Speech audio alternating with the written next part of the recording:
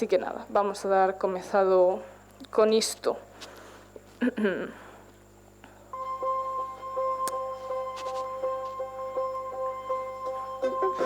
Como ser bo en todo. Estades cansades de ter arte de programador? Ti, cando abres Unity, queres potar? Ti, non tes nin idea do que é unha UV? E ti, lle tes medo a GitHub? Non vos preocupedes. Se estades aquí é porque tedes un interese en ser o mellor que podedes ser. Un solo dev MVP, o most valuable player que podedes ser en vos mesmos. Todos os LDevs en MVP en verdade somos porque somos o único PI a ter en conta, porque somos unha unidade de solo dev, entonces tampouco é como un equipo que ter en conta disto porque só hai un dev, o player eres ti o dev. Anyway, como ser bo en todo. Bueno, suficiente con esto porque para que pilledes a idea, esto un pouco, quero que salgades de aquí con almas de flipaos. Quero que salgades con gañas de comeros o mundo dunha maneira na que quizá non é moi saudable. Porque é un arte ser un flipao e hai moitos flipaos no mundo e hai un espectro de ser flipaos. Eu quero creer que son un dos vos flipaos, así como a xente que me rodea que fai cousas que eu creo que é de botar as mans á cabeza, pero dunha boa maneira, non da mala maneira, non?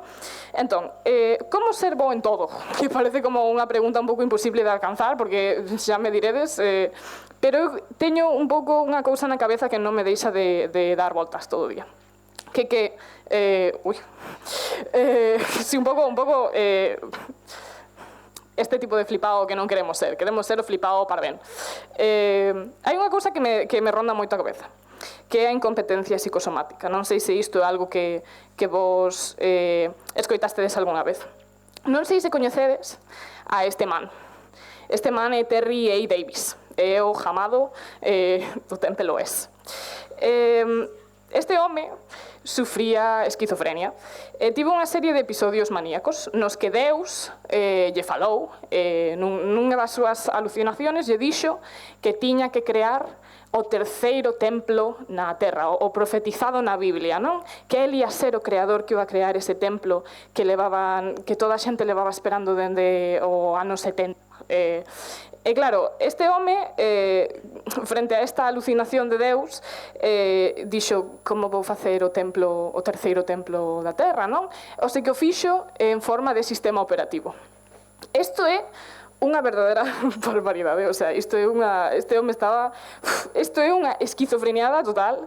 Escribiuno en C, en unha variación de C chamada, que el chamou Holy See, un pouco polo mar sagrado, non?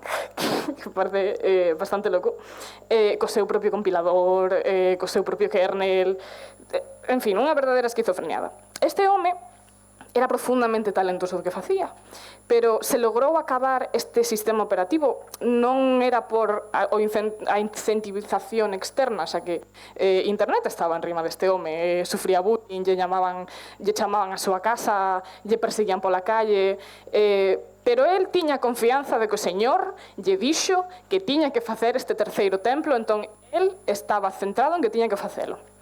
Entón, no seu autoconvencemento de que Deus lle dixo que tiña que facer isto, desenvolveu competencia psicosomática, é dicir, unha especie de placebo competente. E isto é algo no que hai estudos, é dicir,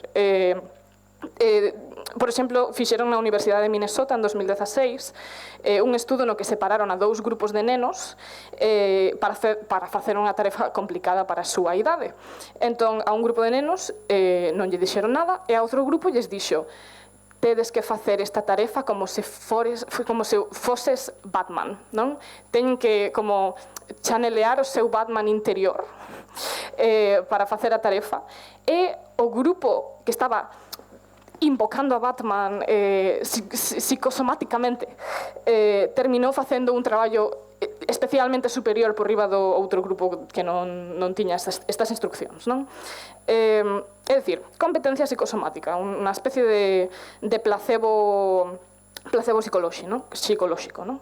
E o contrario sería a incompetencia psicosomática, que é un pouco o contrario, o proceso no que perdemos as nosas capacidades de pensar porque estamos convencidos de que non somos bons facendo cousas, non? E isto, evidentemente, é unha epidemia, como vos podedes imaginar, actualmente hai moitos incentivos e moitas ferramentas que terminan facendo que a poboación en xeral crea que non é capaz de facer cousas que evidentemente podemos facer porque temos a capacidade de procesamiento cerebral, non?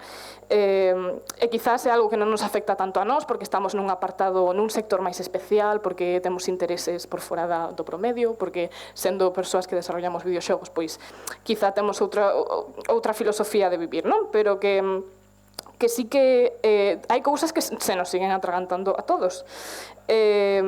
Vos sabedes, non sei se sabedes, o sea, a de veces que eu teño escoitado cosas como é que GitHub é imposible de manexar, que non podo, é que se me atraganta, é que non sei como facer con GitHub, non?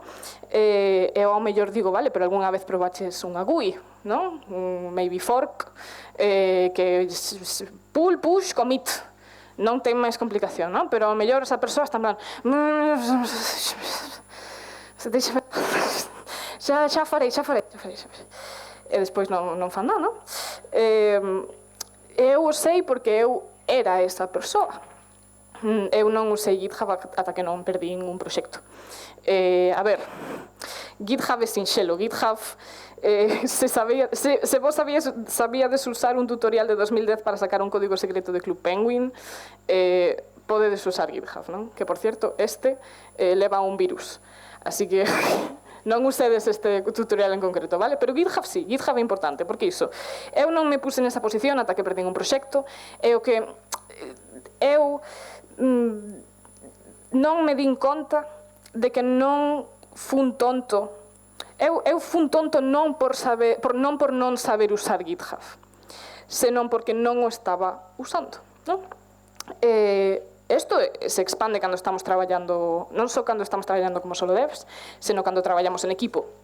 Eu, por exemplo, son músico e traballo en audio na maior parte de proxectos nos que estou, pero se de repente hai unha persoa noutro departamento que necesita asistencia e eu estou encasquetado na miña etiqueta de músico, audio, non vou ser capaz de axudar aos meus compañeiros no traballo ou non allá mesmamente, non?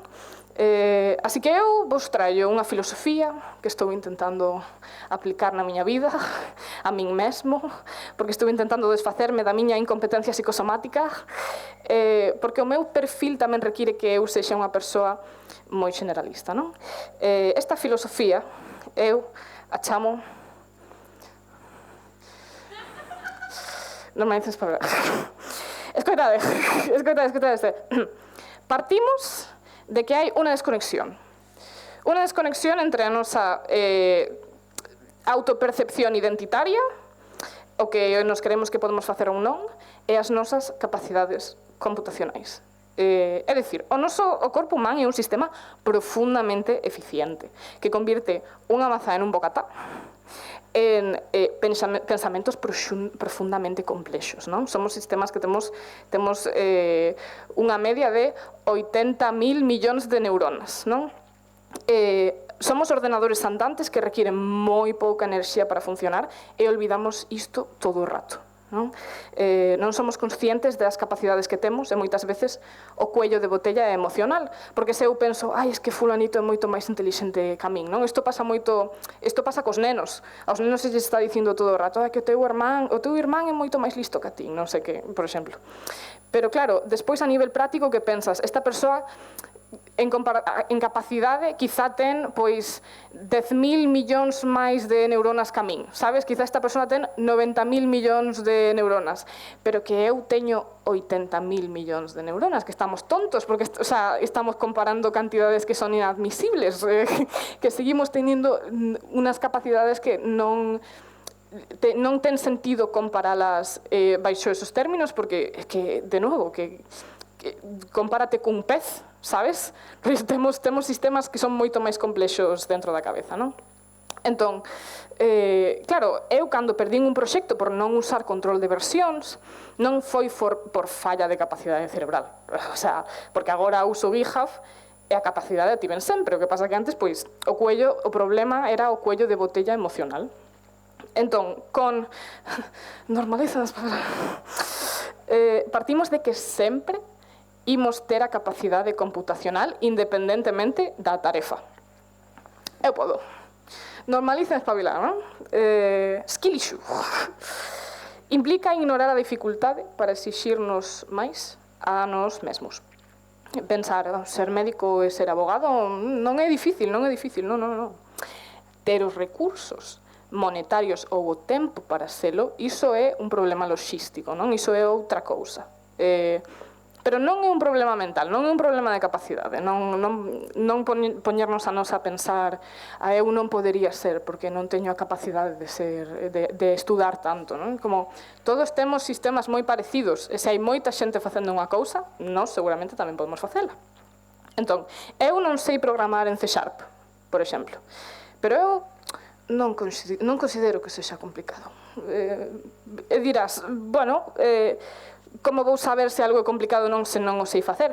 Pois porque hai miles de persoas que saben programar en C#, non? Que fan ao día. Entón, eu digo, vale, só é algo que non sei facer. E iso é moralmente neutral, porque pode que chegue un punto na miña vida no que decida que sí que quero programar en C#. Entón, non é unha cuestión de capacidade, sino de decisións, de circunstancias, de loxística, etc. Entón, diredes, a ver, se home, non hai nada complicado, pois eu vou e curo o cáncer, non? Pois vai.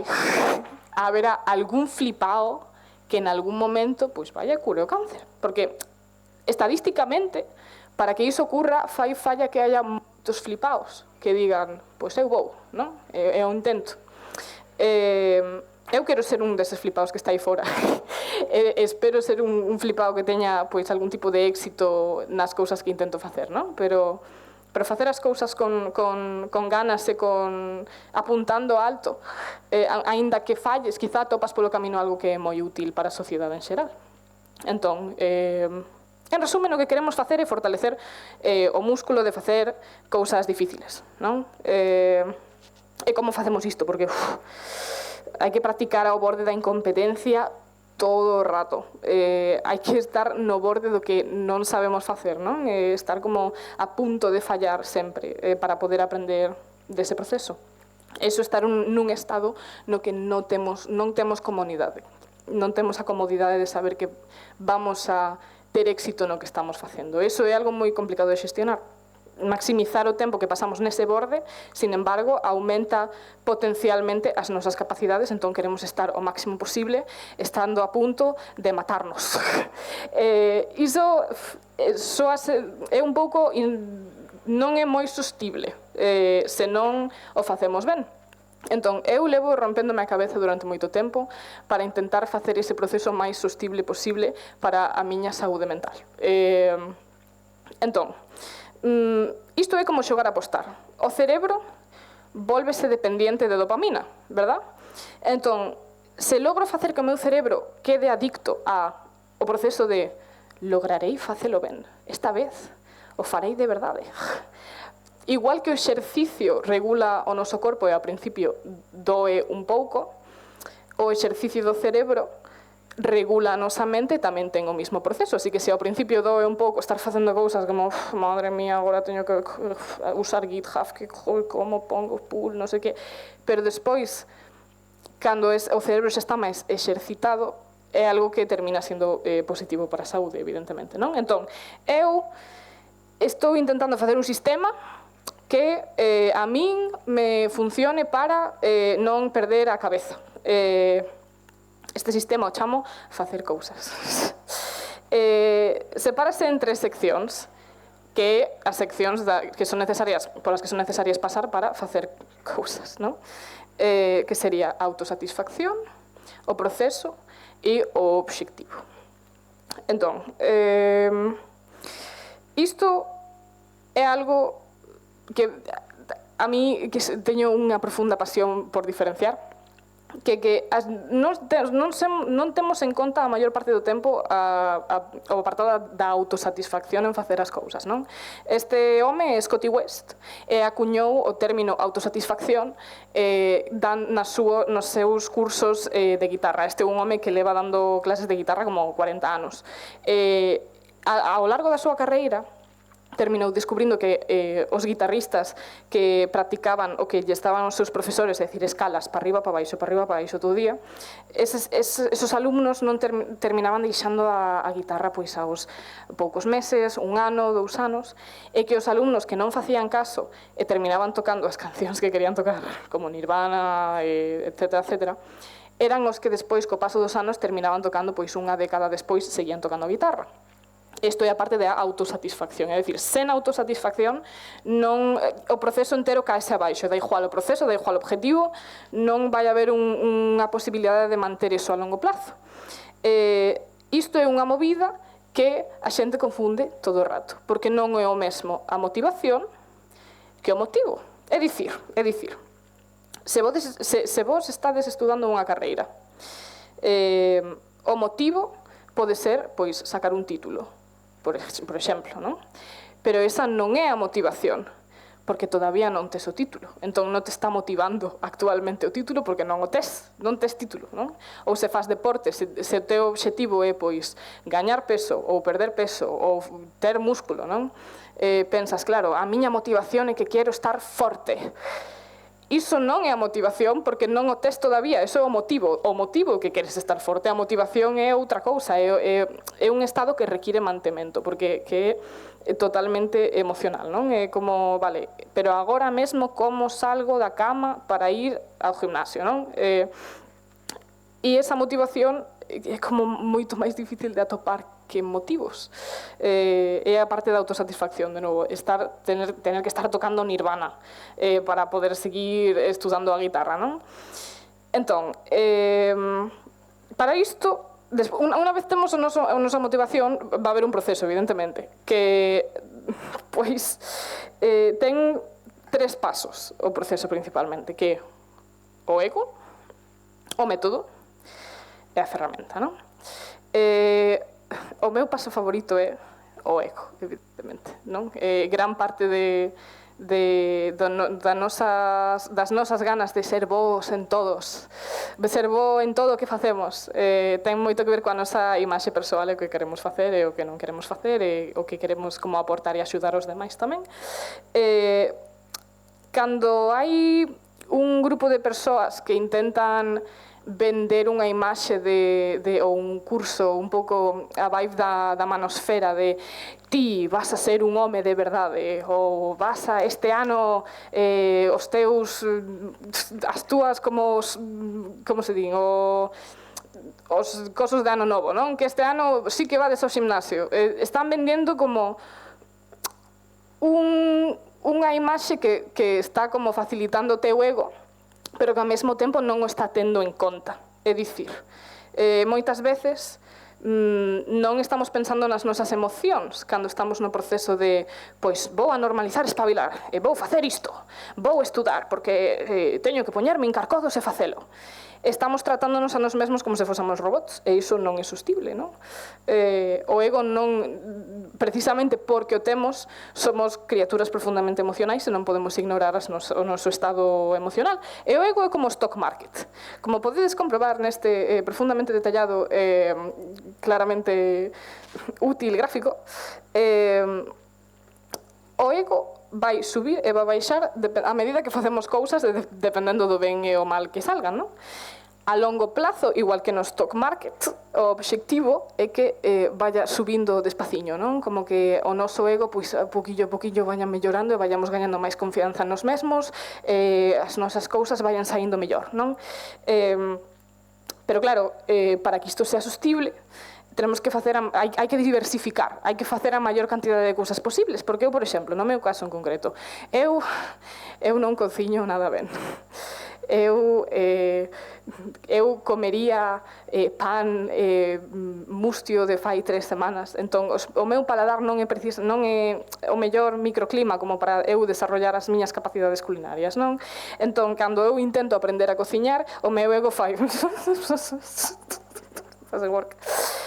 Entón, isto fai que se eu intento facer moitas cousas que se me dan mal do tirón, se só intento cociñar e me quedo aí, o meu ego vai quedar baixo. Pero cantas máis cousas faga, por exemplo, se intento facer máis cousas, máis probabilidades hai de que ocurra algo bo. Por exemplo, estou obsesionado, este último mes he estado soldando pedales de guitarra, como un poseso. Como increíble, porque son como legos, pero legos con metales pesados e plomo. Entón, estou poñendo os cosiños no circuito, e despois suelto o circuito, estou no meu enaxenamento mental de o cable, ou non sei que, ou non sei cuánto. Isto fai que o meu ego suba, porque estou como, ai, me estou pasando moi ben, estou disfrutando moitísimo, non? E co paso do tempo, cantas máis cousas fagamos, pois esas emocións fan un pouco unha media. Entón, estamos normalizando, porque se eu cociñei fai 30 minutos e agora estou soldando pedais de guitarra, eu personalmente, pois, o mal humor de antes como que contrarresta co bo humor. Entón, isto fai que teña unha estabilidade emocional que me permita que co tempo, pois, con sorte, como se van acumulando as miñas capacidades en facer cousas, pois vaya a ir yendo mellor, non? Claro, o ego é, de novo, un pouco unha besta que temos que domar. Pero non é o único que temos que ter en conta nestes procesos. Gran parte do ego non pode funcionar se non temos, pois, bons métodos e boas ferramentas.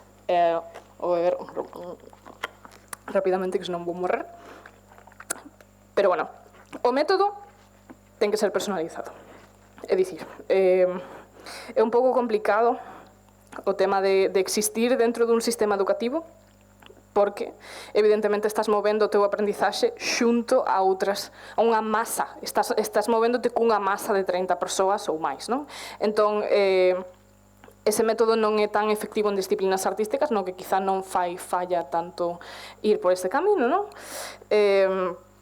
Eu podo falar, con respecto á miña experiencia en Bellas Artes Pontevedra, de que pois o meu tempo ali, 2 anos, que xa de por sí non tiña motivación para estar aí. Tiña motivo, pero non tiña motivación. Un bo material, un bo método de aprendizaxe ten un material que vai ter un ratio de útil e conciso, que nos va a dar a posibilidade de, pois, ter máis tempo para aprender máis cousas, non? E o tema é que unha carreira non é concisa, precisamente. Xa que sexa máis útil ou menos, a menos que sexa unha persoa que necesita esas datas límites ou ter presión social para ser capaz de facer algo, e iso sea parte do teu proceso, pois hai que pensar verdadeiramente na nosa industria, no noso sector, que inclúe tantas diferentes habilidades que poden ser perfectamente aprendidas pola nosa conta. Se temos a posibilidade de ter unha alternativa, non? Entón, iso é un pouco identificar o aprendizaxe efectivo, porque, claro, hai unha charla que me gusta moito do primeiro Guadalindi que deu Rafa Muñoz, que se chama Cuánto cobras e por que es pouco, que habla do coste de oportunidade. É dicir, o tempo que ti estás estudando ten un gasto moi grande, porque xa non só é o gasto de matrícula, alquiler, o tempo que estás dedicando a iso, e material, etcétera, etcétera, senón que tamén tes a pérdida do que poderías estar gañando, non? De se estás facendo outra cosa, se estás traballando, se estás mellorando a túa propia vida persoal, non? Tes como o gasto que estás gastando e a pérdida do que non tes. E iso xunto é o custo de oportunidade, non? Vale a pena botarlle un vistazo a esta charla precisamente por iso, porque depende moito diso do noso método de aprendizaxe, de se verdadeiramente nos está valindo a pena, incluso a nivel monetario, como estamos plantexando o noso proceso de aprendizaxe, non? E aquí hai outra cousa, que,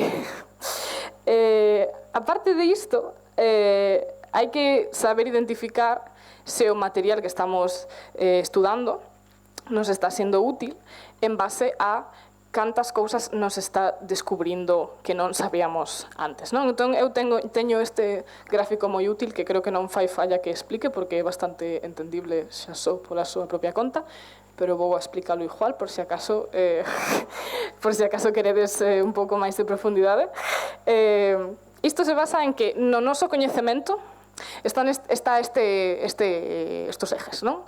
Está o eje dos non knowns, é dicir, as cosas que sabemos, por exemplo, a miña máscara é verde. Sei que iso é así, non? Despois temos os known unknowns, as cousas que sabemos que non sabemos. Eu, por exemplo, non sei programar en C#, sei que non o sei. Despois temos as cousas que sabemos que non sabemos que sabemos, é dicir, que ao mellor eu vou mañán, póñome a aprender a facer C#, se me dá increíble. Eso non o sei se vai ocurrir ou non, pero podría ser é un pouco o descubrimento, a sorpresa, non? Pero a parte máis importante de todas é as cousas que non sabemos, é dicir, o material o desconocido que non temos nin idea de que existe, de que nos podería axudar. Por exemplo, unha persoa que non sepa que existe control de versións cando estamos facendo un xogo, non? Perde o proxecto e din, ai, era inevitable, non? E de repente chega unha persoa e di, oye, pero podías estar usando GitHub e así non perdías o proxecto. Pois para esa persoa, esa ferramenta estaría sendo un unknown, non? Unha cousa que non sabía que existía. Entón, gran parte do noso aprendizaxe é que ter en conta que ignorar as cousas que xa sabemos, non? Ou as cousas que poderíamos saber, pero que non sabemos se vamos a saber ou non, bueno, ignorar eso. Centrarnos en estar estudiando material de cousas que xa sabemos que non sabemos. Eu non sei facer C#, vale, pois vou estudar como facer C#, non? E intentar atopar os libros, as charlas, os cursos que nos descubran as cousas que non sabemos, non? Iso é a mina de ouro, porque se eu de repente empiezo a ver unha charla, eu non sei o que é GitHub, e unha charla empeza a explicar, isto é GitHub, é un control de versiones e vai facer que os teus proxectos estén máis asegurados no caso de que pase calquera cousa. Eu digo, aquí está algo que eu non sabía, que non tiña nin idea que existía, pero que me está servindo, non? Entón, este curso quizá vai ter valor para min, vou seguir estudando este curso en concreto, non? Pois iso, ter iso en conta. Ter en conta tamén o orde do coñecemento que estamos a estudar. Eu, por exemplo, esta nota, como podes ver que teño aquí, que está tan arrugada que casi como que se mezcla co gotelé da miña habitación. É unha nota que me deixou, que me regalou, este é o regalo do cumpleaños de un amigue, que di, vale por robarme unha cosa de un valor de menos de 20 euros de casa. Isto é unha barbaridade, porque eu isto non o faría nunca, non? Pero este amigo me deu esta nota, este era o meu regalo de cumpleaños, ir a súa casa, robarlle algo e quedarmo. Entón eu, esta persoa enxeñera de software, eu estaba pensando, que podo levarme da súa casa, non? Teño tantas opcións. Entón eu fun a súa librería, a súa como estantería cos libros e tal, todos os ordenadiños, os libros de software, diferentes manuais, e dixen, vou coller algo que verdadeiramente me poda ser útil a nivel non sei, eu non son programador, pero teño curiosidades, non? E tamén teño o ego moi alto, de novo, porque normalicen espabilar. Entón eu estou vendo a estantería cos libros e veo libros que tiñan palabras que eu non vira na miña vida. Como a arquitectura, me cago en Dios, agarro un libro, non entendo ni o título. Eu digo, aparte de normalicen espabilar de min, está dicindo, agarra o máis complicado, non? Agarra o libro máis difícil, lévate para casa, intenta aprender o libro que non tes nin idea do que di. Pero ao mesmo tempo iso non sería moi productivo, porque non ia ter autosatisfacción iso, non? Porque iba a estar como un tempo moi grande intentando buscar as palabras no diccionario, non iba a funcionar. Entón, entendendo que a miña posición do que sei ou non sei é moralmente neutral, porque está ben, non afecta a miña imaxe persoal si sei máis ou menos, entón podo escoller un libro que sexa para principiantes, non porque non estei normalizando espabilar, estou normalizando espabilar, eu estou normalizando espabilar. Espabilar tamén é saber o que podo saber e o que non podo saber. Entón, o que agarrei foi este libro, Clean Code. Claro, eu sou consciente de que este libro non é a gran panacea e que non é precisamente a Biblia pola que todos os programadores se rixen, e que ten cousas boas e ten cousas tamén pois malas, non? Sendo consciente diso, aún así entendo que o meu orde de coñecemento que teño que seguir agora mesmo pode procesar este libro e non pode procesar outros. Entón, quizá este libro, pois, quizá me descubre, pois, unknowns, non? Entón, collo este. Entón, eso, ter en conta que o coñecemento, pois, ten un orde, e iso tampouco é algo que, pois, nos ten que romper moito a cabeza, incluso durante o proceso de normalización espabilar. Entón, volvendo á ferramenta, tamén que non sexa algo que nos faga cuello de botella. Por exemplo, se eres unha persoa que ten moi pouco tempo e Unity tarda 15 minutos en abrirse, quizá é boa idea pois, empezar por Godot, sabes? E ter iso en conta, porque ao final hai que tener en conta pois, os nosos recursos, non? A ferramenta que empreguemos, ao final, é o que nos va a dar máis ou menos resultados con máis rapidez, e os resultados é unha parte importantísima da autosatisfacción, non? Se tes unha ferramenta que é como imposible de facer funcionar, pois a autosatisfacción vai tardar en chegar, e o que queremos é que chegue o antes posible. Queremos estar motivadas o antes posible para poder ter esta inercia de traballo funcionando, non? E logo hai un apartado que este me parece moi interesante polo xurdimento que está tendo últimamente, que é que hai moitas ferramentas pedagóxicas un pouco pensadas para introducir a xente no mundo pois, do videoxogo. Bueno, alguén decidiu ir dormir, o meu altavoz. Hai ferramentas que están destinadas un pouco pois, para introducir iso, pois, nenos, xente nova, rapaces, ao concepto de, oye, podes facer isto, aunque non sepas que podes facelo, non? Pero claro, hai moita xente, hai un pouco tamén unha corriente de persoas que están un pouco agora mesmo centradas en estar únicamente traballando nestas ferramentas pedagóxicas, non? Como visual novels, Bitsy, etc., etc., facendo pois xogos poema, facendo poesía, facendo cousas como centrados únicamente nisto. Claro, isto é unha movida, porque, de novo, esta pedagogía está moi ben para xente nova que acaba de chegar, pero son xoguetes.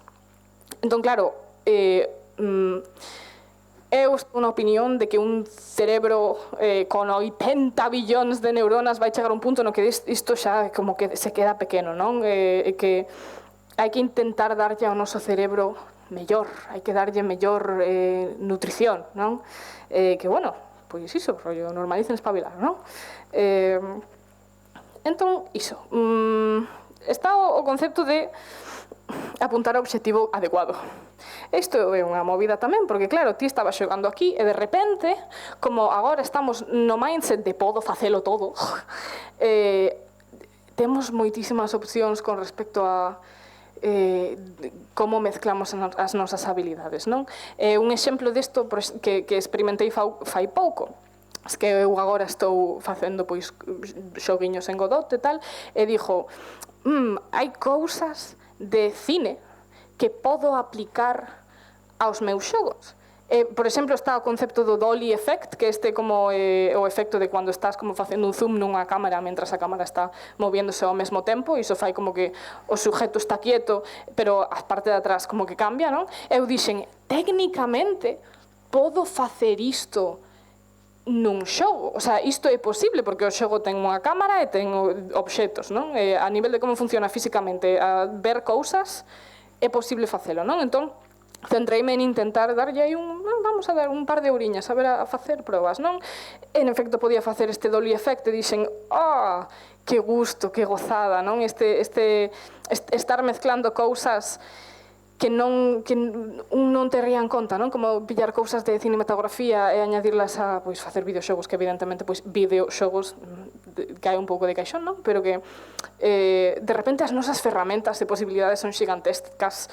Isto trae tamén o problema de que temos unha fatiga de decisións xigante, porque se temos todo o mundo enfrente dos nosos ollos, de repente como que facemos, que non facemos, non? Isto dá un problema de eficiencia, que como hai que ser eficientes, porque o que nos vai dar resultados máis rapidamente, queremos os resultados para mantener a motivación. Isto é unha roda que está rodando todo o rato, non? Que esa eficiencia tamén nos den efectividade, que este funcionando o que estamos intentando facer. Entón, por exemplo, se ti enfrentas o problema de o shader que quero non me funciona, pois ti tes dúas opcións, non? Podes decir, lle boto 6 horas para que funcione o shader, ou pois poño outro shader e paso 5 horas xogando papas pizzería, que dende logo é máis efectivo, é máis eficiente, non? Esta persoa non está xogando papas pizzería, e sinceramente, pois, vaya loser, non? Entón, se non sabemos a que objetivo chegar, porque a veces pasa que como, bueno, estou facendo algo pero non sei exactamente por qué, e non estamos faltos de motivación, sempre é unha boa idea ir a pola experiencia ou a diversión. Porque a experiencia, se o teu objetivo é a experiencia, sí ou sí vais a obtelo, non hai maneira de que non obtellas, porque se estás facendo algo, estás obtendo experiencia, non? Se o faces ben ou se o faz mal, sempre vas a obter o teu objetivo, o sea que é unha maneira fácil de chegar aí. A diversión te está dando autosatisfacción, entón está mantendo a roda no seu proceso e tamén está facilitando que o cerebro acostume a facer cousas, non? O que queremos ao final, non? Entón temos un pouco este panorama, temos este esquema cheo de pouco un collage de cousas que a algunhas persoas se nos dará mellor unhas cousas, a outras, non? Isto é o panorama Normalicen espabilar. Que facemos con isto? Non? Por que queremos ser vos en todos? Cal é o objetivo? Aparte de, bueno, porque está guapo, non? Porque é saudable para ti e para os demais, de novo, como o noso cerebro lle gusta facer cousas que son máis complexiñas, vamos ter unha maior regulación e ao mesmo tempo tamén axuda a xente que está ao teu redor, porque é capaz de ver que quizá eles poden facelo tamén, estades como manténdovos moi como a nivel grupal, cun estándar máis elevado, non? Como un empoderamento. A mí me pasa que eu non sería capaz de facer as cousas que fago se non tivese xente tan talentosa como a que teño ao meu arredor, porque non tería ese empoderamento de decir de que esta persoa que é super talentosa, non? Que como, guau, que fixo esta cousa tan guapa, me dixo, oxe, por que non a fas ti, non? É algo que non me planteaxe nunca, rollo, como eu vou facer esa cousa, pero se me está dicindo esta persoa, estamos mantendo como unos estándares que nos están mantendo esta retroactividade de capacidade, non? E, bueno, tamén proporciona estabilidade, porque isto é outra cousa. Esta é a miña amiga Hannah. E Hannah está especializada en microclimas medioambientais, é dicir, ela dedicábase a traballar en bioclimas de ostras, é dicir, ela estudaba que o clima marino das ostras estuviera o suficientemente ben como para que estuviesen vivindo ben de maneira sostible, que se pudiesen seguir cultivando as ostras na costa de California, non? Ela estaba moi feliz en este traballo extremadamente específico. O tema que cando subiu Trump a poder, todo este tipo de traballos medioambientales foron eliminados automáticamente, non? Porque non deixou de haber ningún tipo de financiación cara a estudos medioambientais, entón Hannah quedou na calle. E claro, isto é algo que non deixo de pensar, porque que pasa coa maior parte de equipos AAA, non? Hai sectores, no sector de Hannah é importante que Hannah sexa especializada porque está facendo algo moi extremadamente concreto, non? Pero sinto que, especialmente no noso sector, búscase a especialización, por exemplo, contratar a alguén que sexa experto en renderización de líquidos en un real, non? E sinto que se busca esa especialización con fins de aumentar a produción, non? De facilitar a produción e non a calidade dos traballadores, etc. non? E que pasa cando termina un proxecto AAA? Últimamente, pois estamos vendo que todo o mundo para a calle, non? E que pasa cando a persoa que foi contratada está especializada en renderización de líquidos de un real termina na calle? Que vai facer esa persoa? Porque é algo que ten tan pouquiña demanda que é como imposible de manter, non? Entón, sinto que o tema de survival of the fittest actualmente é máis survival of the flexible, non? Como que canto máis flexibles somos, temos máis posibilidades de, pois, ter unha vida máis estable, ter como, non sei, eu non quero poñerme nesa posición como profesional de non ter como a ramificación suficiente como para poder ser capaz de sosterme ben, non? Hanna, por exemplo, eu teño a sorte de que, de novo, é unha persoa que é boa en todo, e como é boa en todo, cando foi despedida de traballar en microclimas de ostras, agora é profesora de danza erótica. Entón, pois, lle vai ben, non? Pero un pouco, queremos ser nós esta versión, non? Queremos ser un pouco como Hanna tamén, e saber facer un pouquiño de todo. Tamén podes apoiar o teu equipo. Isto é moi importante porque non vamos a ser sempre solo devs, especialmente neste sector é importante ter un pouco de diversificación das cousas que estamos facendo, non? Eu, por exemplo, estou traballando, aparte de ser solo dev, estou traballando en equipo, estou desenvolvendo ODBAT cos outros 3 compañeiros cos que estou desarrollando, non? Que pasa? O meu rol é estar facendo audio, estar facendo cousas nesa línea, pero estamos chegando nun punto na produción no que eu podo axudar os meus compañeiros que son artistas, que están facendo moitos assets, porque agora mesmo hai que facer moitos assets, e porque eu teño un pouquiño de experiencia, pois hai ese frente podo axudarlles, podo facer un pouquiño de picar pedra de cousas que non son moi complexas, pero que podo axudar, non? Podo facer algúns assets, pixel art, un pouquiño por aquí por alá, que iso, queras que non, aparte de ser unha experiencia que fai que teñas máis empatía cos teus compañeiros e que eres capaz de axudarlles mellor, tamén é moi enriquecedor a nivel profesional, é moi agradecida, non? Entón, iso, temos un pouco este panorama. Eu agora, se nos dai tempo, vamos a facer algo rapidísimo, que eu teño unhas cartulinas.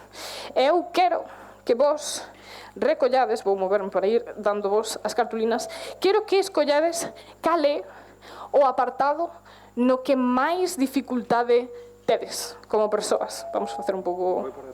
Vale, eu vou por diante.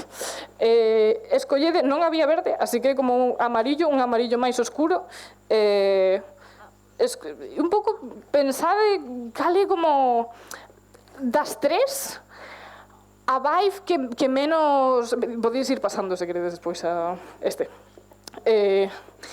Cal é a cousa que máis decides eu non sou capaz, non termino de enganchalo ben, non? Se queredes coller máis dunha cartulina, pois ben. Quero un pouco como sacar a visual de onde estades, todos vosotros, de cal é a cousa que máis custa, non? Para min, sinceramente, eu creo que cambia ao longo da miña vida, non? Pero eu creo que agora mesmo, concretamente hoxe, estou máis no obxectivo, que me costa decidir por que estou facendo as cousas ou un pouco apuntar a fiarme no que estou facendo, non? Entón, non sei se temos todos máis ou menos cartulina. Cantos non escollechedes todavía cartulina para ensinar un pouco con todos os demais? Estades... Ben, se queredes levantar as cartulinas que tedes? A ver.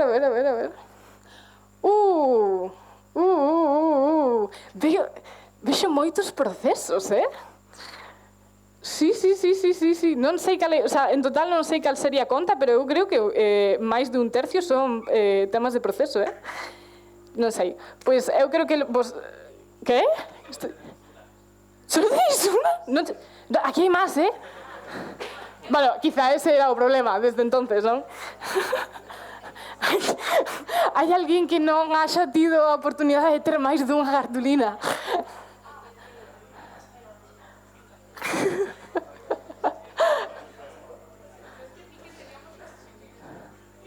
Ai, non, escoller a cor que sexa como máis cercana a rollos que dificultad tedes, non? Autosatisfacción, proceso, obxectivo.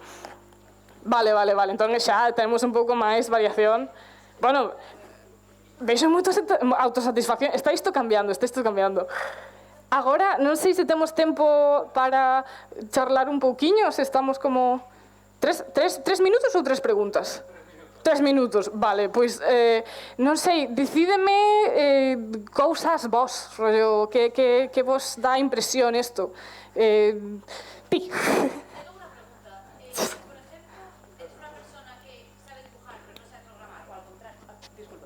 Perdón. Si eres una persona que sabe dibujar y no sabe programar, o al contrario, sabe programar pero no sabe dibujar, ¿cómo te metes en un tema tan sumamente extenso? O sea, comentaste eso, que tenías que mirar charlas, conocer lo desconocido, bueno, sí, conocer las cosas desconocidas que desconoces, ¿no? Pero, quiero decir, no es me parece un proceso muy largo aprender a hacer esas cosas.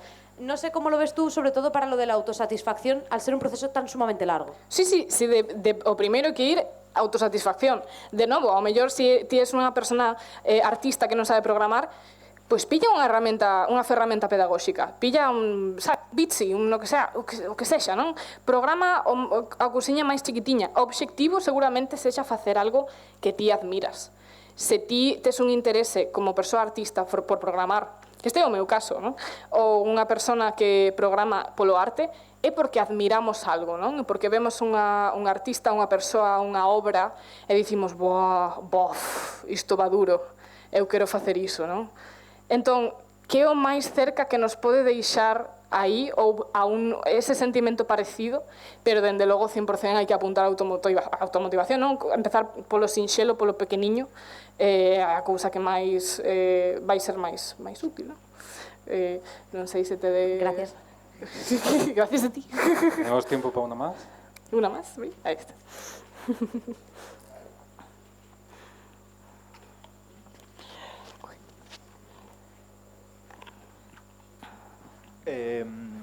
Pues nada, que me he sentido como súper identificado con todo el proceso y todo lo de fliparse y tal, pero sí que tengo la sensación de que esto me funciona cuando como las cosas van medio bien, en plan... Normalmente, si veo lo que estoy haciendo y digo, ¡buah, qué guapo está! Que normalmente veo lo que estoy haciendo y digo, ¡buah, qué guapo está! Sí que es como que va todo muy para adelante, pero ¿cómo afrontas cuando el bloqueo es como muy heavy? Claro, aquí temos isto de que todos, en maior ou menor medida, cando as cousas van ben, estamos no mindset de normalizar, espabilar de maneira intuitiva, non? Entón, cando iso non é así, temos que afrontalo pola maneira lóxica, de un pouco seguindo o esquema, dicir, vale, non me está funcionando, que frustración, non sei, vale, isto é o ego, non pasa nada, isto o que pasa é que teño que deixar isto e facer outra cousa, porque sei que o sistema funciona así, non? Entón vou facer outra cousa que sei que se me dai mellor. Se eu estou frustrado de, joder, non funciona, non estou de cociñar, non me sae ben, paso atrás. A lógica intervén ca emoción e procedes un pouco a moverte a outro nivel de opcións. Hai xente que se fai listas coas cousas que lles dan gusto, non? O menú da dopamina, o menú de isto se me dá moi ben, ai, isto o gozo moito, non? E ter iso, aunque teñas que escribilo, xenuinamente algo que pode axudar moito cando a frustración emocional chega coa capacidade, non? Entón, xa creo que non hai máis tempo para dar máis preguntas. Moitas grazas por preguntar, moi boa pregunta tamén. O que quero é que vos levedes a vosa cartulina de lección a vosa casa e reflexionedes espiritualmente onde estades na vosa carreira profesional, persoal, porque os gustan estas cousas en concreto e cales son os obxectivos, as decisións que vades tomar para intentar mitigar iso, non? Moitas grazas por escoitar a miña chapa durante unha hora entera, sodes uns campeóns, moitas grazas de verdade. Gracias por vir.